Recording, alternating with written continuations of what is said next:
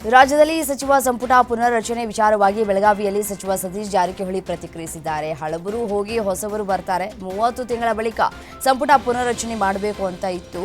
ಈ ಚರ್ಚೆ ಈಗ ಅಂತಿಮ ಹಂತಕ್ಕೆ ಬಂದಿರಬೇಕು. ಯಾರಿಗೆ ಕೊಡ್ತಾರೆ ಅಂತ ಅವರಿಗೆ ಬಿಟ್ಟಿದ್ದು. ನಮ್ಮ ಹಂತದಲ್ಲಿ ಏನೂ ಚರ್ಚೆ ಆಗಿಲ್ಲ. ದೆಹಲಿ ಮಟ್ಟದಲ್ಲಿ ಚರ್ಚೆ ಆದರೂ ಆಗಿರಬಹುದು ಅಂತ ಹೇಳಿಕೆಯನ್ನು ಕೊಟ್ಟಿದ್ದಾರೆ.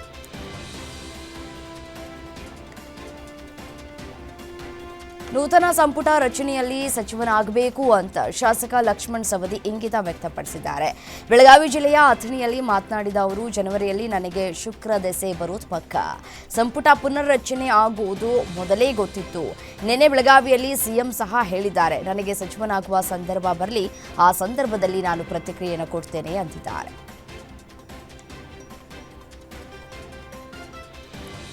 ಸಚಿವ ಸಂಪುಟ ವಿಸ್ತರಣೆ ವಿಚಾರವಾಗಿ ಧಾರವಾಡದಲ್ಲಿ ಶಾಸಕ ಎನ್ಎಚ್ ಕೋನರೆಡ್ಡಿ ಪ್ರತಿಕ್ರಿಯಿಸಿದ್ದಾರೆ. ನಿನ್ನೆ ನಾನು ಸಿಎಂ ಸಿದ್ದರಾಮಯ್ಯ ಅವರೊಂದಿಗೆ ಇದ್ದೆ. ನನಗೆ ಮಂತ್ರಿಮಂಡಲ ವಿಸ್ತರಣೆ ಮಾಡೋದಕ್ಕೆ ಹೈಕಮಾಂಡ್ ಸೂಚಿಸಿದೆ ಅಂದರು.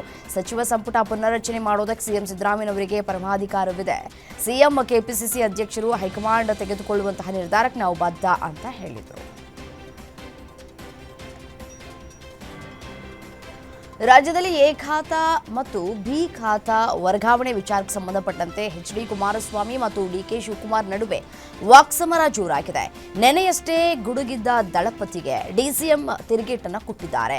ಎಚ್.ಡಿ. ಕುಮಾರಸ್ವಾಮಿ ಖಾಲಿ ಟ್ರಂಕ್ ಅಂತ ಡಿಕೆಶಿ ಲೇವಡಿ ಮಾಡಿದರೆ, ಇತ್ತ ನಿಖಿಲ್ ಕುಮಾರಸ್ವಾಮಿ ಖಾತಾ ಪರಿವರ್ತನೆ ಹೆಸರಿನಲ್ಲಿ ಬಡವರ ಹೊಟ್ಟೆ ಮೇಲೆ ಹೊಡಿತಾ ಇದ್ದಾರೆ ಅಂತ ಗುಡುಗಿದ್ದಾರೆ.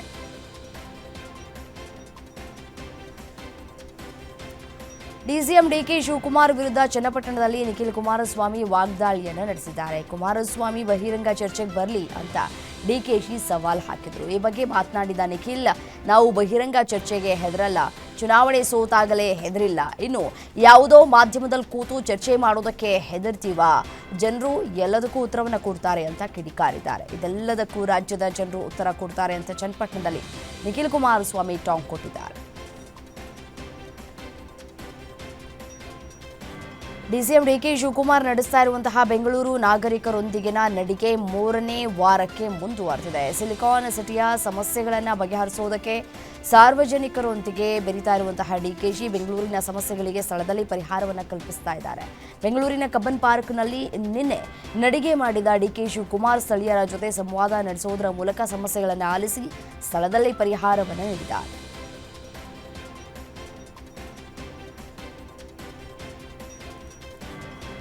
ಚಿತ್ತಾಪುರದಲ್ಲಿ ಆರ್ಎಸ್ಎಸ್ ಪಥಸಂಚಲನ ವಿಚಾರವಾಗಿ ಶಾಂತಿ ಸಭೆ ನಡೆಸುವುದಕ್ಕೆ ಹೈಕೋರ್ಟ್ ಸೂಚನೆ ನೀಡಿದ್ದ ಮೇರೆಗೆ ಕಲಬುರಗಿ ಜಿಲ್ಲಾಡಳಿತದಿಂದ ನಾಳೆ ಬೆಳಗ್ಗೆ 11:30ಕ್ಕೆ ಶಾಂತಿ ಸಭೆಯನ್ನು ನಡೆಸುವುದಕ್ಕೆ ಮುಂದಾಗಿದೆ. ಅಂದರೆ ಇವತ್ತು ಸಭೆ ನಡೆಯುತ್ತೆ. ಪ್ರತಿ ಸಂಘಟನೆಯಿಂದ 3 ಜನ ಶಾಂತಿ ಸಭೆಗೆ ಹಾಜರಾಗಿ ಲಿಖಿತ ಹೇಳಿಕೆ ಸಲ್ಲಿಸುವಂತೆ ಆರ್ಎಸ್ಎಸ್, ಭೀಮ್ ಆರ್ಮಿ ಸೇರಿ 10 ಸಂಘಟನೆಗಳಿಗೆ ಶಾಂತಿ ಸಭೆಗೆ ಹಾಜರಾಗುವಂತೆ ಜಿಲ್ಲಾಡಳಿತ ನೋಟಿಸ್ ಜಾರಿ ಮಾಡಿದೆ. ಜಿಲ್ಲಾಧಿಕಾರಿ ಕಚೇರಿಯಲ್ಲಿ ಶಾಂತಿ ಸಭೆ ನಡೆಯಲಿದೆ.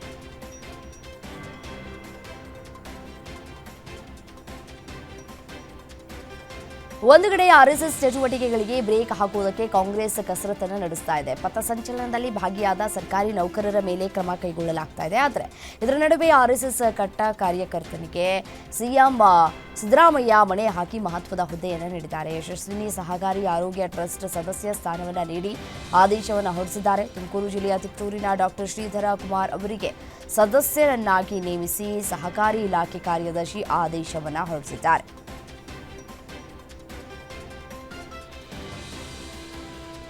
ರಾಜ್ಯ ಸರ್ಕಾರ ಹಿಂದೂ ಸಮಾಜ, ವೀರಶೈವ ಲಿಂಗಾಯತ ಸಮಾಜಕ್ಕೆ ಸಾಕಷ್ಟು ತೊಂದರೆ ಕೊಡ್ತಾ ಇದೆ ಅಂತ ವಿಜಯಪುರದಲ್ಲಿ ಮಾಜಿ ಡಿಸಿಎಂ ಕೆಎಸ್ ಈಶ್ವರಪ್ಪ ಕಿಡಿಕಾರಿದ್ರು. ಇನ್ನು ವೀರಶೈವ ಸಮಾಜವನ್ನ ತುಂಡು ಮಾಡುವುದರಲ್ಲಿ ಸರ್ಕಾರ ಪ್ರಮುಖ ಪಾತ್ರ ವಹಿಸಿದೆ. ಈಗ ಸಾಧು ಸಂತರನ್ನ ಸಹಿತ ಬಿಡ್ತಾ ಇಲ್ಲ. ಕನ್ಹೇರಿ ಮಠದ ಶ್ರೀಗಳಿಗೆ ವಿಜಯಪುರ, ಬಾಗಲಕೋಟೆಗೆ ನಿರ್ಬಂಧ ವಿಧಿಸುವಂತಹ ಹಂತಕ್ಕೆ ಹೋಗಿದೆ. ಇದನ್ನ ಯಾವುದೇ ಕಾರಣಕ್ಕೆ ಕ್ಷಮಿಸುವುದಿಲ್ಲ ಅಂತ ಕಿಡಿಕಾರಿದ್ದಾರೆ. ಕನ್ನೇರಿ ಶ್ರೀಗಳಿಗೆ ವಿಜಯಪುರ ಜಿಲ್ಲಾ ನಿರ್ಬಂಧ ವಿಚಾರಕ್ಕೆ ಶಾಸಕ ಬಸನಗೌಡ ಪಾಟೀಲ್ ಯತ್ನಾಳ್ ಸಚಿವ ಎಂಬಿ ಪಾಟೀಲ್ಗೆ ಖಡಕ್ ವಾರ್ನಿಂಗ್ ಕೊಟ್ಟಿದ್ದಾರೆ. ಎಂಬಿ ಪಾಟೀಲ್ ಹಿಂದೆ ಇರುವ ಸಲಹೆಗಾರರು ಈ ಹೊಲಸು ಕೆಲಸ ಮಾಡಬೇಡಿ. ಪಾಟೀಲ್ರ ಹಿಂದೆ ಧರ್ಮ ಒಡೆಯುವವ ಓರ್ವ ಇದ್ದಾನೆ, ಇನ್ನೊಬ್ಬ ಅಕ್ರಮವಾಗಿ ರೈತರ ಜಮೀನು ಲಪಟಾಯಿಸುವಂತಹ ವ್ಯಕ್ತಿ ಕೂಡ ಇದ್ದಾನೆ. ಇವರಿಬ್ಬರು ಎಂಬಿ ಪಾಟೀಲರಿಗೆ ತುಂಬಾ ಡೇಂಜರ್ ಅಂತ ಯತ್ನಾಳ್ ಹೇಳಿದ್ದಾರೆ.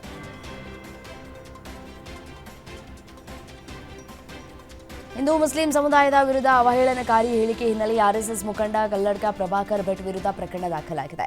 ದಕ್ಷಿಣ ಕನ್ನಡ ಜಿಲ್ಲೆಯ ಪುತ್ತೂರಿನ ಉಪ್ಪಳಿಗೆಯಲ್ಲಿ ನಡೆದಿದ್ದ ದೀಪೋತ್ಸವ ಕಾರ್ಯಕ್ರಮದಲ್ಲಿ ಕಲ್ಲಡ್ಕ ಪ್ರಭಾಕರ್ ಭಟ್ ಧಾರ್ಮಿಕ ದ್ವೇಷ, ಮಹಿಳೆಯರ ಘನತೆಗೆ ಧಕ್ಕೆ ತರುವ ಭಾಷಣ ಮಾಡಿದ್ದಾರೆ ಅಂತ ಆರೋಪಿಸಿ ಈಶ್ವರಿ ಪದ್ಮುಂಜ ಎಂಬುವವರು ಪುತ್ತೂರು ಗ್ರಾಮಾಂತರ ಪೊಲೀಸ್ ಠಾಣೆಯಲ್ಲಿ ದೂರನ್ನು ದಾಖಲಿಸಿದ್ದಾರೆ.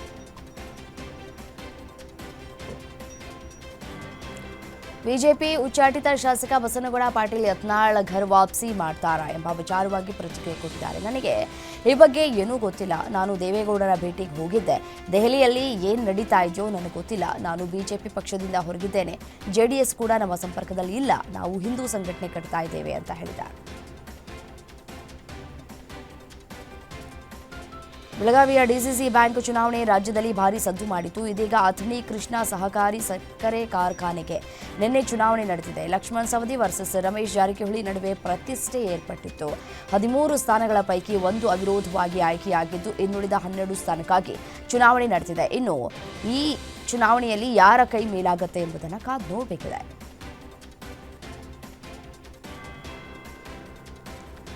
ಲೋಕಸಭೆ, ವಿಧಾನಸಭೆ ಚುನಾವಣೆಗಳಲ್ಲೂ ಒಬಿಸಿಗೆ ಮೀಸಲಾತಿ ಜಾರಿಯಾಗಲಿ ಅಂತ ಮಾಜಿ ಸಚಿವ ಕೆಎನ್ ರಾಜಣ್ಣ ಹೇಳಿಕೆ ನೀಡಿದರು. ಕೇಂದ್ರ ಸಚಿವ ಅಮಿತ್ ಶಾ ಕ್ಷೇತ್ರ ಮರು ವಿಂಗಡಣೆ ವೇಳೆ ಈ ಬಾರಿ ಮಹಿಳಾ ಮೀಸಲಾತಿ ಜೊತೆಗೆ ಒಬಿಸಿಯವರಿಗೂ ಮೀಸಲಾತಿ ತರಬೇಕು. ತಳ ಸಮುದಾಯಗಳಿಗೆ ಸಮರ್ಪಕವಾಗಿ ರಾಜಕೀಯ ಅಧಿಕಾರ ಹಂಚಿಕೆಯಾಗ್ತಾ ಇಲ್ಲ. ಸರ್ವರಿಗೂ ಸಮಪಾಲು ಸಮಬಾಳು ಎನ್ನುವ ರಾಜಕೀಯ ಪಕ್ಷಗಳು ಯಾರಿಗೆ ನೀಡಿದೆ? ಜನಸಂಖ್ಯೆಗೆ ಅನುಗುಣವಾಗಿ ಒಬಿಸಿಗಳಿಗೆ ಮೀಸಲಾತಿ ಜಾರಿಯಿಂದ ಸಮುದಾಯಕ್ಕೆ ಒಳಿತಿಗಾಗಿ ಅಂತ ಹೇಳಿದ್ದಾರೆ.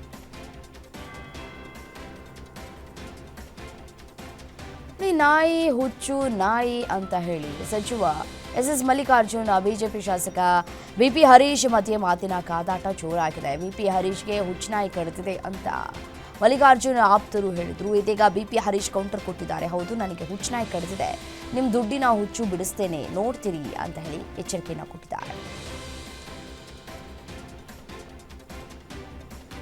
ಹಾವು ಮುಂಗಸಿ ತರ ಕಿತ್ತಾಡ್ತಾ ಇದ್ದಂತಹ ಒಂದೇ ಪಕ್ಷದ ಶಾಸಕ ಎಸ್ಎನ್ ನಾರಾಯಣಸ್ವಾಮಿ ಮತ್ತು ಕೆವೈ ನಂಜೇಗೌಡ ಈಗ ಕುಚುಕು ಗೆಳೆಯರಾಗಿದ್ದಾರೆ. ಮಾಲೂರು ಶಾಸಕ ನಂಜೇಗೌಡ ಕೋಮೂಲ್ನಲ್ಲಿ ಅಕ್ರಮ ಎಸಗಿದ್ದಾರೆ ಅಂತ ನಾರಾಯಣಸ್ವಾಮಿ ಸಾರಿ ಹೇಳ್ತಾ ಇದ್ರು. ಆದರೆ ಇದೀಗ ನಂಜೇಗೌಡ ಅಣ್ಣನ ಮಗಳ ಮದುವೆಯಲ್ಲಿ ಕೈ ಹಿಡಿದು ತಬ್ಕೊಂಡು ಓಡಾಡಿದ್ದಾರೆ.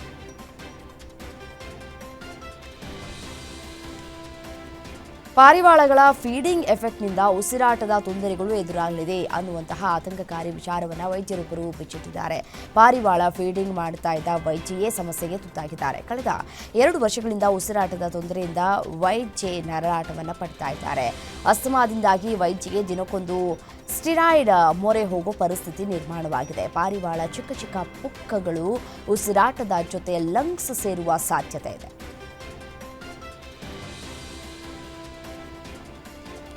ಬಿಹಾರ ವಿಧಾನಸಭಾ ಚುನಾವಣೆಗೆ ಇನ್ನೆರಡು ವಾರವಷ್ಟೇ ಬಾಕಿ ಉಳಿದಿದ್ದು, ಚುನಾವಣೆ ಹಿನ್ನೆಲೆ ಎಲ್ಲಾ ಪಕ್ಷಗಳು ಭರ್ಜರಿ ಪ್ರಚಾರವನ್ನು ಆರಂಭಿಸಿವೆ.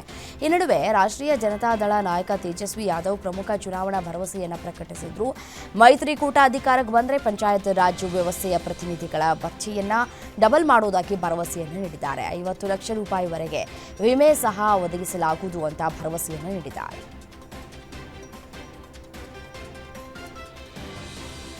ಬಿಹಾರ ವಿಧಾನಸಭಾ ಚುನಾವಣೆಯ ಇಂಡಿ ಕೂಟದ ಮುಖ್ಯಮಂತ್ರಿ ಅಭ್ಯರ್ಥಿ ತೇಜಸ್ವಿ ಯಾದವ್ ಮೈತ್ರಿಕೂಟ ಅಧಿಕಾರಕ್ಕೆ ಬಂದರೆ ವಕ್ಫ್ ಕಾಯ್ದೆಯನ್ನ ಕಸದ ಬುಟ್ಟಿಗೆ ಎಸೆಯುತ್ತೇವೆ ಅಂತ ಹೇಳಿದರು. ಮುಸ್ಲಿಂ ಪ್ರಾಬಲ್ಯದ ಕತಿಹಾರ್ ಜಿಲ್ಲೆಯಲ್ಲಿ ಸಾರ್ವಜನಿಕ ಸಭೆಯನ್ನ ಉದ್ದೇಶಿಸಿ ಮಾತನಾಡಿದ ಆರ್ಜೆಡಿ ನಾಯಕ ತೇಜಸ್ವಿ ಯಾದವ್ ಬಿಜೆಪಿ ಮೈತ್ರಿ ವಿರುದ್ಧ ಕಿಡಿಕಾರಿದರು.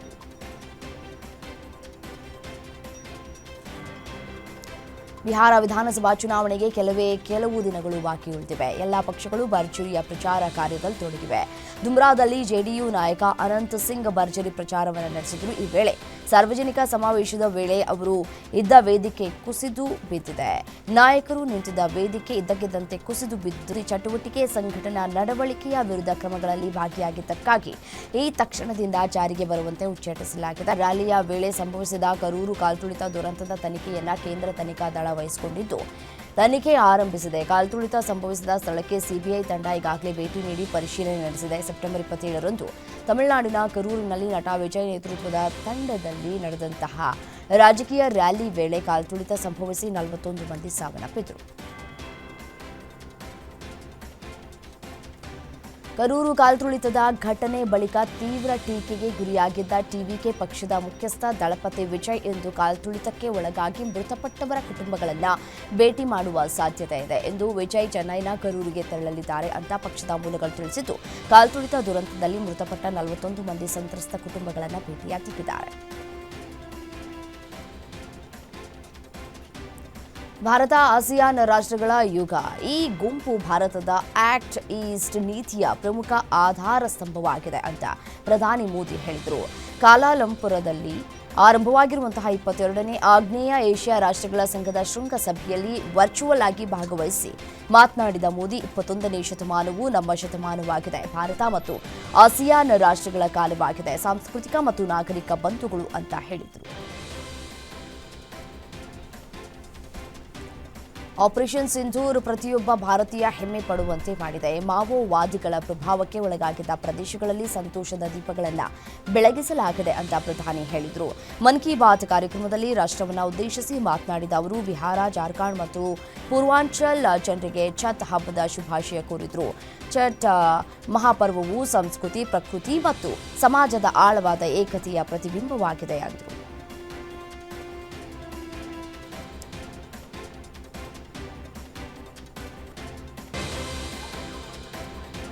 ಮನ್ ಕಿ ಬಾತ್ನಲ್ಲಿ ಕರ್ನಾಟಕ ಮೂಲದ ಮುಧೋಳ ತಳಿಯ ಶ್ವಾನದ ಬಗ್ಗೆ ಪ್ರಧಾನಿ ಮೋದಿ ಪ್ರಸ್ತಾಪವನ್ನು ಮಾಡಿದ್ದಾರೆ. ಬಿಎಸ್ಎಫ್, ಸಿಆರ್ಪಿಎಫ್ ತಮ್ಮ ತಂಡಗಳಲ್ಲಿ ಭಾರತೀಯ ತಳಿಯ ಶ್ವಾನಗಳ ಸಂಖ್ಯೆಯನ್ನು ಹೆಚ್ಚಿಸಿವೆ ಎಂದಿದ್ದಾರೆ. ಇನ್ನು ಪ್ರಧಾನಮಂತ್ರಿ ಅವರು ಆಶಯದಂತೆ ಬಿಎಸ್ಎಫ್ 2 ದೇಶಿ ತಳಿಗಳಾದಂತಹ ಉತ್ತರ ಪ್ರದೇಶದ ರಾಂಪುರ್ ಹೌಂಡ್ ಮತ್ತು ಬಾಗಲಕೋಟೆ ಜಿಲ್ಲೆಯ ಮೂಲದ ಮುಧೋಳ ನಾಯಿಗಳಿಗೆ ತರಬೇತಿ ನೀಡಿ ತಂಡಕ್ಕೆ ಸೇರಿಸಿಕೊಳ್ತಾ ಇದೆ.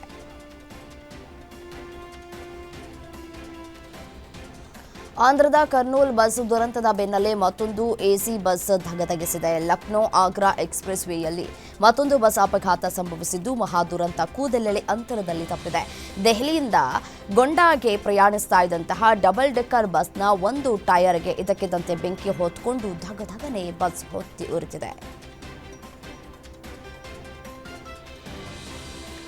ಕೇರಳದ ಇಡುಕ್ಕಿ ಜಿಲ್ಲೆಯಲ್ಲಿರುವ ಅಡಿಮಾಲಿಯ ರಾಷ್ಟ್ರೀಯ ಹೆದ್ದಾರಿ ಬಳಿ ಭೂಕುಸಿತ ಸಂಭವಿಸಿದ್ದು, ಒಂದು ಕುಟುಂಬ ಈ ಅವಶೇಷಗಳ ಅಡಿ ಸಿಲುಕಿರುವ ಮಾಹಿತಿ ಲಭ್ಯವಾಗಿದೆ. ಬಿಜು ಮತ್ತು ಅವರ ಪತ್ನಿ ಸಂಜಾ ಅಂತ ಗುರುತಿಸಲಾದ ಇಬ್ಬರು ಮನೆಯೊಳಗೆ ಸಿಲುಕಿಕೊಂಡಿದ್ದಾರೆ ಅಂತ ಪ್ರತ್ಯಕ್ಷದರ್ಶಿಯೊಬ್ಬರು ತಿಳಿಸಿದ್ದಾರೆ. ಇಡುಕ್ಕಿಯ ಕುಂಪನ್ ಪಾರಾ ಬಳಿ ಭೂಕುಸಿತ ಸಂಭವಿಸಿ ಮಣ್ಣು ನೇರವಾಗಿ ಮನೆಯ ಮೇಲೆ ಬಿದ್ದಿದ್ದು, ನಿವಾಸಿಗಳು ಒಳಗೆ ಸಿಲುಕಿಕೊಂಡಿದ್ದಾರೆ. ಹುಲಿಯ ಮಾರಕ ದಾಳಿಯಿಂದ ಪ್ರಯಾಣಿಕರು ಕೂದಲೆಳೆ ಅಂತರದಲ್ಲಿ ಪಾರಾದ ಘಟನೆ ಮಹಾರಾಷ್ಟ್ರದ ತಡೋಬಾ ಅಂಧಾರಿ ಹುಲಿ ಸಂರಕ್ಷಿತ ಪ್ರದೇಶದಲ್ಲಿ ನಡೆದಿದೆ. ಬೆಳಗಿನ ಜಾವ ಕೆಸ್ಲಾ ಘಾಟ್ ಗೇಟ್ ಬಳಿಯ ಚಿಪ್ಚಪ್ಲಿ ರಸ್ತೆಯ ಬಳಿ ವಾಹನಗಳನ್ನು ಪ್ರಯಾಣಿಕರ ಮೇಲೆ ಹುಲಿ ದಾಳಿ ಮಾಡೋದಕ್ಕೆ ಪ್ರಯತ್ನಿಸಿರುವಂತಹ ದೃಶ್ಯ ಸದ್ಯಕ್ಕೆ ಕ್ಯಾಮೆರಾದಲ್ಲಿ ಸೆರೆಯಾಗಿದೆ.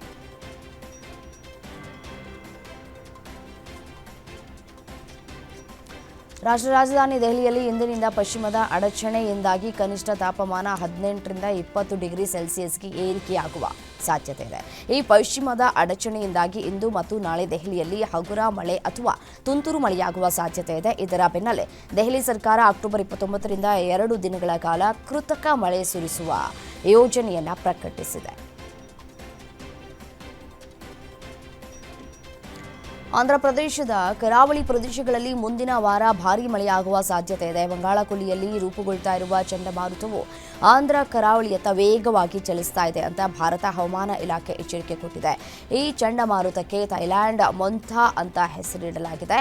ಇದು ಈ ತಿಂಗಳ 2ನೇ ಚಂಡಮಾರುತವಾಗಲಿದೆ.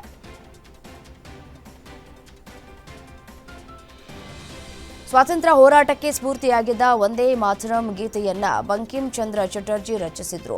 ಸಂಸ್ಕೃತದಲ್ಲಿ ಬಂಕಿಂ ಚಂದ್ರ ಚಟರ್ಜಿ ರಚಿಸಿರುವ ಈ ಗೀತೆ ಧೈರ್ಯ ಮತ್ತು ಏಕತೆಯ ಕಲ್ಪನೆಯನ್ನ ಪ್ರತಿಬಿಂಬಿಸ್ತಾ ಇದ್ದು, ಆ ಕಾಲದಲ್ಲಿ ಸ್ವಾತಂತ್ರ್ಯ ಹೋರಾಟಗಾರರಿಗೆ ಸ್ಫೂರ್ತಿ ತುಂಬಿತು. ಇದೀಗ ಈ ಗೀತೆಗೆ 150 ವರ್ಷಗಳ ಸಂಭ್ರಮ. ಈ ಹಿನ್ನೆಲೆಯಲ್ಲಿ ನವೆಂಬರ್ 7ರಂದು ದೇಶದಾದ್ಯಂತ ವಂದೇ ಮಾತರಂ ಗೀತೆಯ 150ನೇ ವಾರ್ಷಿಕೋತ್ಸವವನ್ನು ಆಚರಿಸಲಾಗುತ್ತಿದೆ. 5 ವರ್ಷಗಳ ಬಳಿಕ ಭಾರತ ಮತ್ತು ಚೀನಾ ನಡುವಿನ ನೇರ ವಿಮಾನ ಹಾರಾಟ ಪ್ರಾರಂಭಗೊಂಡಿದೆ. ಕೋವಿಡ್ ಸಾಂಕ್ರಾಮಿಕ ಸಮಯದಲ್ಲಿ ಸ್ಥಗಿತಗೊಂಡಿದ್ದ ನೇರ ವಿಮಾನ ಹಾರಾಟ ಇದೀಗ ಮತ್ತೆ ಪ್ರಾರಂಭವಾಗಲಿದೆ. ವಿಮಾನ ಹಾರಾಟ ಪ್ರಾರಂಭವು ಎರಡೂ ದೇಶಗಳ ನಡುವಿನ ಸಕಾರಾತ್ಮಕ ಹೆಜ್ಜೆ ಅಂತ ಈ ಹಿಂದೆ ಚೀನಾ ಹೇಳಿತ್ತು. ಉಭಯ ದೇಶಗಳ ನಡುವಿನ ಮೊದಲ ವಿಮಾನ ಹಾರಾಟ ಕೋಲ್ಕತಾ ಮತ್ತು ಗುವಾಂಗ್ಝೋ ನಡುವಿನ ಇಂಡಿಗೋ ವಿಮಾನವು ನಿನ್ನೆ ರಾತ್ರಿಯಿಂದ ಹಾರಾಟವನ್ನು ನಡೆಸಿದೆ. ಲಾರೆನ್ಸ್ ಬಿಷ್ಣೋಯ್ ಗ್ಯಾಂಗ್ ಜೊತೆ ಸಂಬಂಧ ಹೊಂದಿದ್ದ ದರೋಡೆಕೋರ ಲಖ್ವಿಂದರ್ ಕುಮಾರ್ನನ್ನ ಅಮೆರಿಕದಿಂದ ಗಡೀಪಾರು ಮಾಡಲಾಗಿದೆ. ಅಲ್ಲಿಂದ ಗಡೀಪಾರಾದ ಬಳಿಕ ದೆಹಲಿಗೆ ಆಗಮಿಸಿದ ಆತನನ್ನ ಹರಿಯಾಣ ಪೊಲೀಸರು ವಶಕ್ಕೆ ಪಡೆದುಕೊಂಡಿದ್ದಾರೆ. ಸುಲಿಗೆ, ಬೆದರಿಕೆ, ಕೊಲೆಯತ್ನ, ದರೋಡೆ, ಅಕ್ರಮವಾಗಿ ಬಂದೂಕು ಹೊಂದಿರುವ ಆರೋಪ ಲಖ್ವಿಂದರ್ ಕುಮಾರ್ ಮೇಲಿತ್ತು. ಆತ ಹರಿಯಾಣ ಪೊಲೀಸರಿಗೆ ವಿವಿಧ ಪ್ರಕರಣಗಳಲ್ಲಿ ಬೇಕಾಗಿದ್ದ ಆರೋಪಿಯಾಗಿದ್ದ. ಸದ್ಯ ಈತನನ್ನ ಪೊಲೀಸರು ವಶಕ್ಕೆ ಪಡೆದುಕೊಂಡಿದ್ದಾರೆ. ಟರ್ಕಿ ರಾಜಧಾನಿ ಇಸ್ತಾಂಬುಲ್ನಲ್ಲಿ ನಡೀತಾ ಇರುವ ಶಾಂತಿ ಮಾತುಕತೆಗಳು ವಿಫಲವಾದರೆ ಅಫ್ಘಾನಿಸ್ತಾನದೊಂದಿಗೆ ಓಪನ್ ವಾರ್ ಮಾಡುವುದಕ್ಕೆ ಸಿದ್ಧರಾಗಿದ್ದೇವೆ ಅಂತ ಪಾಕಿಸ್ತಾನದ ರಕ್ಷಣಾ ಸಚಿವ ಖವಾಜಾ ಆಸಿಫ್ ಎಚ್ಚರಿಕೆ ಕೊಟ್ಟಿದ್ದಾರೆ. ವಾರಗಟ್ಟಲೆ ನಡೆದ ಮಾರಣಾಂತಿಕ ಘರ್ಷಣೆ ಮತ್ತು ಕದನ ವಿರಾಮ ಉಲ್ಲಂಘನೆ ನಂತರ ಅಫ್ಘಾನ್ ಪಾಕ್ ಗಡಿಯಲ್ಲಿ ಹೆಚ್ಚುತ್ತಾ ಇರುವ ಉದ್ವಿಗ್ನತೆ ಮತ್ತು ವಿವಾದ ಪರಿಹರಿಸುವುದಕ್ಕೆ ಸಭೆ ನಡೆಸ್ತಾ ಇರುವಂತೆಯೇ ಪಾಕಿಸ್ತಾನದಿಂದ ಈ ರೀತಿಯ ಹೇಳಿಕೆ ಹೊರಬಿದ್ದಿದೆ. ಕಡಲ ಗಡಿಗಳ ಪ್ರತಿಯೊಂದು ಇಂಚನ್ನು ರಕ್ಷಿಸುವುದಾಗಿ ಪ್ರತಿಜ್ಞೆ ಮಾಡಿರುವ ಪಾಕಿಸ್ತಾನದ ನೌಕಾಪಡೆಯ ಮುಖ್ಯಸ್ಥ ಅಡ್ಮಿರಲ್ ನವೀದ್ ಅಶ್ರಫ್ ಇದೀಗ ಭಾರತದ ಕಡಲ ಗಡಿ ಪ್ರದೇಶದಲ್ಲಿರುವ ವಿವಾದಿತ ಕ್ರೀಕ್ ಪ್ರದೇಶಗಳಲ್ಲಿನ ಪಾಕಿಸ್ತಾನದ ಪ್ರದೇಶಗಳಿಗೆ ಭೇಟಿ ನೀಡಿದ್ದಾರೆ ಅಂತ ಉನ್ನತ ಗುಪ್ತಚರ ಮೂಲಗಳು ಮಾಹಿತಿಯನ್ನು ತಿಳಿಸಿವೆ. ಇದು ವಿವಾದಾತ್ಮಕ ಪ್ರದೇಶವನ್ನು ಪಡೆಯುವುದಕ್ಕೆ ಪಾಕಿಸ್ತಾನ ನಡೆಸ್ತಾ ಇರುವಂತಹ ಸಂಚು. ಇದಕ್ಕಾಗಿ ಅವರು ಸಿದ್ಧತೆ ನಡೆಸ್ತಾ ಇದ್ದಾರೆ ಅಂತ ಹೇಳಿರುವ ಭಾರತ ಅಡ್ಮಿರಲ್ ಅವರ ಈ ನಡೆಯನ್ನು ಖಂಡಿಸಿದೆ.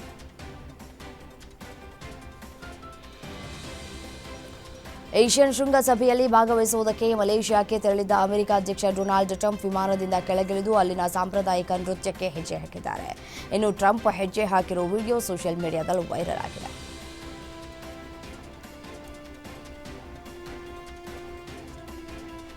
ಫ್ರಾನ್ಸ್ನ ಪ್ಯಾರಿಸ್ನಲ್ಲಿರುವಂತಹ ಐತಿಹಾಸಿಕ ಲವ್ರೆ ವಸ್ತು ಸಂಗ್ರಹಾಲಯದಿಂದ ಆಭರಣಗಳನ್ನು ಕಳವು ಮಾಡಿದ ಆರೋಪದ ಮೇರೆಗೆ ಇಬ್ಬರನ್ನ ಬಂಧಿಸಲಾಗಿದೆ. ಅಕ್ಟೋಬರ್ 19ರಂದು ನಡೆದ ಈ ದರೋಡೆಯಲ್ಲಿ ಕಳ್ಳರು ಅಂದಾಜು 102 ಮಿಲಿಯನ್ ಮೌಲ್ಯದ 8 ಅಮೂಲ್ಯ ಆಭರಣಗಳನ್ನು ದೋಚಿದ್ರು. ಕಳ್ಳರು ಕ್ರೇನ್ ಬಳಸಿ ಮಹಡಿಯ ಕಿಟಕಿಯನ್ನು ಒಡೆದು ನಂತರ ಬೈಕ್ನಲ್ಲಿ ಪರಾರಿಯಾಗಿದ್ರು ಎನ್ನಲಾಗಿದೆ.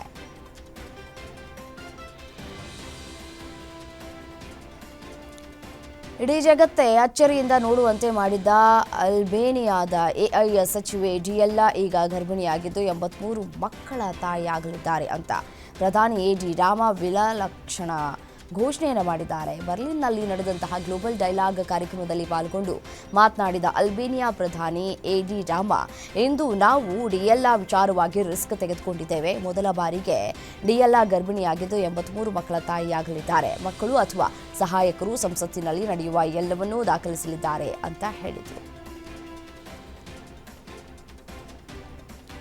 ಪಾಕಿಸ್ತಾನದೊಂದಿಗೆ ಸಂಬಂಧ ವಿಸ್ತರಿಸುವುದಕ್ಕೆ ಅಮೆರಿಕ ಪ್ರಯತ್ನಿಸ್ತಾ ಇದೆಯಾದರೂ ಭಾರತವನ್ನು ದೂರವಿಟ್ಟು ಎಂದು ಅಮೆರಿಕ ಕಾರ್ಯದರ್ಶಿ ಮಾರ್ಕೋ ರೂಬಿಯೋ ಹೇಳಿಕೆಯನ್ನು ಕೊಟ್ಟಿದ್ದಾರೆ. ದೂರ ಇಡುವುದಷ್ಟು ಮಟ್ಟಿಗೆ ಸಾಧ್ಯನಾ ಅನ್ನುವಂತಹ ಪ್ರಶ್ನೆ ಈ ಸಂದರ್ಭದಲ್ಲಿ ಕಾಡ್ತಾ ಇದೆ. ಪಾಕಿಸ್ತಾನ ಜೊತೆಗಿನ ಪಾಲುದಾರಿಕೆಯನ್ನು ಮತ್ತಷ್ಟು ಹೆಚ್ಚಿಸೋದಕ್ಕೆ ಅಮೆರಿಕ ಬಯಸ್ತಾ ಇದೆ. ಆದರೆ ಭಾರತದೊಂದಿಗೆ ಹೊಂದಿರುವಂತಹ ಐತಿಹಾಸಿಕ ಮತ್ತು ಮಹತ್ವದ ಸಂಬಂಧಕ್ಕೆ ಧಕ್ಕೆ ತಂದುಕೊಡುವಂತಹ ಹಿನ್ನೆಲೆಯಲ್ಲಿ ಬಾಂಧವ್ಯಕ್ಕೆ ನಾವು ಮುಂದೆ ಇಲ್ಲಿ ಈಗ 12ನೇ ಆವೃತ್ತಿಯ ಮಿನಿ ಕ್ವಾಲಿಫೈಯರ್ ಪಂದ್ಯದಲ್ಲಿ ತೆಲುಗು ಟೈಟಾನ್ಸ್ ವಿರುದ್ಧ 5 ಅಂಕದ ಅಂತರದ ಸೋಲನ್ನು ಕಂಡಿತು. ಉಭಯ ತಂಡಗಳ ಆಟಗಾರರು ಮೊದಲಾರ್ಧದಲ್ಲಿ ಜಿದಾಜಿದಿನ ಹೋರಾಟ ನಡೆಸಿದ್ರು. ಅಂತಿಮವಾಗಿ ತೆಲುಗು ಟೈಟಾನ್ಸ್ 16-14 2 ಅಂಕದ ಮುನ್ನಡೆಯನ್ನು ಸಾಧಿಸಿತು.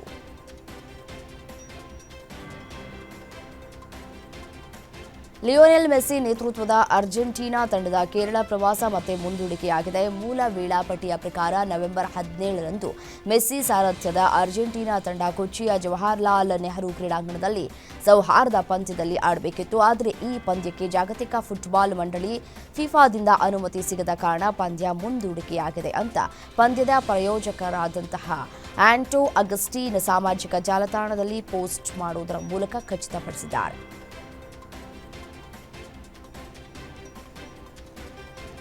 ಭಾರತ ಆತಿಥ್ಯದಲ್ಲಿ ನಡೆಯುವ ಚೆಸ್ ವಿಶ್ವಕಪ್ ಟೂರ್ನಿಗೆ ಇನ್ನು ಕೇವಲ 4 ದಿನಗಳು ಮಾತ್ರ ಬಾಕಿ ಉಳಿದಿವೆ. ಅಕ್ಟೋಬರ್ 30ರಿಂದ ನವೆಂಬರ್ 27ರವರೆಗೆ ಗೋವಾದಲ್ಲಿ ಪಂದ್ಯಾವಳಿ ನಿಗದಿಯಾಗಿದೆ. ಈ ಟೂರ್ನಿಯಲ್ಲಿ 206 ಆಟಗಾರರು ಭಾಗವಹಿಸ್ತಾ ಇದ್ದು, ಪ್ರತಿಷ್ಠಿತ ಪ್ರಶಸ್ತಿಯ ಜೊತೆಗೆ ಮೊದಲ 3 ಸ್ಥಾನ ಪಡೆದವರು 2026ರ ಫಿಡೆ ಕ್ಯಾಂಡಿಡೇಟ್ಸ್ ಟೂರ್ನಿಗೆ ಅರ್ಹತೆಯನ್ನ ಪಡೆಯಲಿದ್ದಾರೆ. ಈ ಬಾರಿ ಒಟ್ಟು 24 ಭಾರತೀಯ ಚೆಸ್ ಆಟಗಾರರು ಕಣದಲ್ಲಿದ್ದಾರೆ.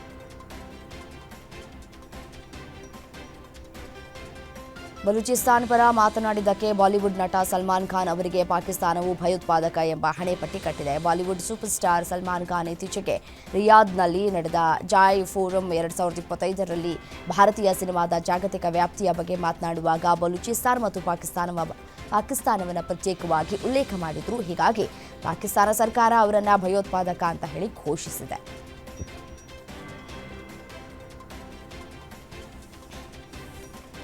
ಕಾಂತಾರ ಚಾಪ್ಟರ್ 1 ಸಿನಿಮಾ ಬಿಡುಗಡೆಯಾಗಿದ್ದು ಬಾಕ್ಸ್ ಆಫೀಸ್ನಲ್ಲಿ ಭರ್ಜರಿ ಕಲೆಕ್ಷನ್ ಕಾಣ್ತಾ ಇದೆ. ಮತ್ತೊಂದು ಕಡೆ ನೋಡಿ, ಚಾಪ್ಟರ್ 1 ಸಿನಿಮಾ ವಿಶ್ವದಾದ್ಯಂತ ಬಾಕ್ಸ್ ಆಫೀಸ್ನಲ್ಲಿ 818 ಕೋಟಿಗೂ ಹೆಚ್ಚು ಮೊತ್ತವನ್ನು ಈಗಾಗಲೇ ಗಳಿಕೆ ಮಾಡಿದೆ. ಇದೀಗ ವಿಶ್ವ ಬಾಕ್ಸ್ ಆಫೀಸ್ನಲ್ಲಿ ಮಾತ್ರವಲ್ಲದೆ ಭಾರತೀಯ ಬಾಕ್ಸ್ ಆಫೀಸ್ನಲ್ಲಿಯೂ ಕೂಡ ಸಿನಿಮಾದ ಕಲೆಕ್ಷನ್ ಬಲು ಜೋರಾಗಿದೆ. ಅದರಲ್ಲೂ ಸಿನಿಮಾದ ಹಿಂದಿ ಆವೃತ್ತಿ ಗಳಿಕೆಯಲ್ಲಿ ದಾಖಲೆಯನ್ನೇ ಬರಿತಾ ಇದೆ.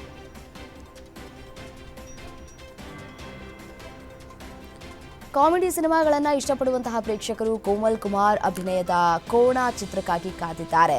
ಈ ಸಿನಿಮಾ ಈಗ ಬಿಡುಗಡೆಗೆ ಸಜ್ಜಾಗಿದೆ. ತನಿಷಾ ಕುಪ್ಪಂಡ, ಶಿಶಿರ್ ಶಾಸ್ತ್ರಿ, ಗೋಲ್ಡ್ ಸುರೇಶ್ ಸೇರಿದಂತೆ ಹಲವು ಬಿಗ್ ಬಾಸ್ ಮಾಜಿ ಸ್ಪರ್ಧಿಗಳು ನಟಿಸಿದ್ದಾರೆ.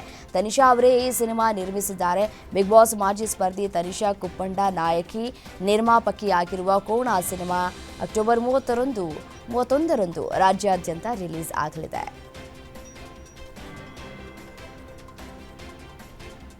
ನಟ ಅಜಿತ್ ಅವರು ತಮ್ಮ ಕುಟುಂಬದೊಂದಿಗೆ ದೇವಸ್ಥಾನಕ್ಕೆ ಹೋಗಿದ್ದು ಅಲ್ಲಿ ಫೋಟೋವನ್ನು ಕೂಡ ತೆಗೆಸಿಕೊಂಡಿದ್ದಾರೆ. ಅವರ ಈ ಫೋಟೋಗಳು ಸಾಮಾಜಿಕ ಮಾಧ್ಯಮದಲ್ಲಿ ವೈರಲ್ ಆಗ್ತಾ ಇದ್ದು, ಅದರಲ್ಲಿ ಅವರ ಎದೆಯ ಭಾಗದ ಮೇಲೆ ಹಚ್ಚೆ ಒಂದು ಇರುವುದನ್ನು ನೆಟ್ಟಿಗರು ಗಮನಿಸಿದ್ದಾರೆ. ಸಾಮಾಜಿಕ ಮಾಧ್ಯಮದಲ್ಲಿ ಸಾಕಷ್ಟು ಸದ್ದು ಮಾಡಿರುವಂತಹ ಡೈಲಾಗ್ ಕಂಗ್ರಾಚ್ಯುಲೇಷನ್ಸ್ ಬ್ರದರ್. ಈಗ ಈ ಜನಪ್ರಿಯ ಡೈಲಾಗ್ ಸಿನಿಮಾ ಶೀರ್ಷಿಕೆಯಾಗಿದೆ. ಪ್ರಶಾಂತ್ ಕಲ್ಲೂರು ಅವರು ನಿರ್ಮಿಸಿರುವ ಪ್ರತಾಪ್ ಗಂಧರ್ವ ನಿರ್ದೇಶನದ ಹೆಸರಾಂತ ನಿರ್ದೇಶಕ ಹರಿ ಸಂತೋಷ್ ಕತೆ ಬರೆದು ಕ್ರಿಯೇಟಿವ್ ಹೆಡ್ ಆಗಿ ಕಾರ್ಯನಿರ್ವಹಿಸಿರುವ ಹಾಗೂ ಯುವ ನಟ ರಕ್ಷಿತ್ ನಾಯಕನಾಗಿ ಹಾಗೂ ಸಂಜನ್ ದಾಸ್ ನಾಯಕಿಯರಾಗಿ ನಟಿಸಿರುವ ಕಂಗ್ರಾಚ್ಯುಲೇಷನ್ಸ್ ಬ್ರದರ್ ಚಿತ್ರ ನವೆಂಬರ್ 21ರಂದು ರಾಜ್ಯಾದ್ಯಂತ ಬಿಡುಗಡೆಯಾಗಲಿದೆ. ನಟ ರಜನಿಕಾಂತ್ ಅವರ ಇತ್ತೀಚಿನ ಕೆಲವು ಸಿನಿಮಾಗಳಲ್ಲಿ ಪರಭಾಷೆಯ ಮೇರು ನಟರ ಜೊತೆಗೆ ಅಭಿನಯಿಸ್ತಾ ಇದ್ದಾರೆ. ಜೈಲರ್, ಕೂಲಿ ಇತ್ಯಾದಿ ಸಿನಿಮಾದಲ್ಲಿ ಅತಿಥಿ ಪಾತ್ರಗಳಲ್ಲಿ ದೊಡ್ಡ ಸ್ಟಾರ್ ನಟರನ್ನ ನಾವು ಕಂಡಿದ್ದೇವೆ. ಆದರೆ ಕಮಲ್ ಹಾಸನ್ ಜೊತೆಗೆ ಅವರು ಮತ್ತೆ ತೆರೆ ಹಂಚಿಕೊಂಡಿರಲಿಲ್ಲ. ಈ ಮೂಲಕ 4 ದಶಕದ ಬಳಿಕ ಕಮಲ್ ಹಾಸನ್ ತಮ್ಮದೇ ನಿರ್ಮಾಣ ಸಂಸ್ಥೆಯಾದ Raj Kamal film international company ಮೂಲಕ ರಜನಿಕಾಂತ್ ಜೊತೆ ಹೊಸ ಸಿನಿಮಾ ನಿರ್ಮಿಸುವುದಕ್ಕೆ ಸಜ್ಜಾಗಿದ್ದಾರೆ.